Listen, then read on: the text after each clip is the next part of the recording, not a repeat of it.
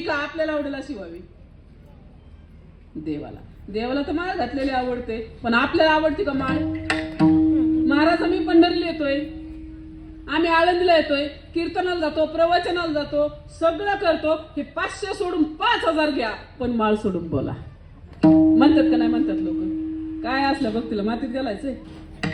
काय उपयोग आहे त्याचा? बरं तुम्हाला हे कळत नाही का? माळ घातली पाहिजे, गंध लावला पाहिजे, पंढरीला गेलं पाहिजे, आळंदीला गेलं पाहिजे, कळत नाही का? कळतं, पण तुम्ही कळून घेत नाही कळून घेत. सोप्या भाषेत सांग का? हे पहा, आता माझ्यासमोर या ताई बसल्यात, तुम्हाला काय म्हणतात घरचे सगळे? काकी, ताई, नानी, मावशी. मावशी बरोबर. आता मावशींच्या गळ्यात आहे ना एक भारी काहीतरी चमकतंय, काय सोन्याचं आहे?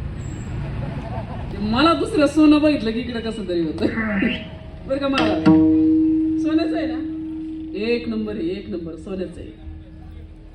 भारी कराय, लय भारी आहे. पण मला सांगा, तुमच्या गळ्यातलं सोन्याचं चमकतंय ते लय भारी आहे का माझ्या गळ्यातली माळ लय भारी आहे? महिला मंडळी, यांच्या गळ्यातला दागिना सोन्याचा तो लय भारी आहे का माझ्या गळ्यातली माळ लय भारी आहे? हा, माळ. पुरुष मंडळी, काय भारी आहे? माळ. राहुल महाराज, काय भारी आहे? माळ.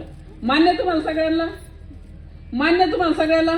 तुम्हाला विनेकरी काका, काय भारी आहे? माळ. मान्य. मग आता आपण असं करू, ही माझी माळ तुम्हाला धरा, तुमच्या गळ्यातलं मला द्या. बाई म्हणून कुणी बोलावलं जगताप ताईला, मीच बरी गावली. चालतंय म्हणत्यान, पण विठोबा रखमाई झालं की गायब. मला सांगायचं तात्पर्य समजतंय तुम्हाला. माळ भारी आहे, गंध लावला पाहिजे, पंढरीला गेलं पाहिजे, आळंदीला गेलं पाहिजे, पण समजून घेत नाही. थांबवा, खरं तर सोडून द्या आता तरी पुढे हाच उपदेश नका करू नाश आयुष्याचा. सकलांचे पायी माझे दंडवत, आपुलाले चित्त शुद्ध करा. सांगतो तुम्हाला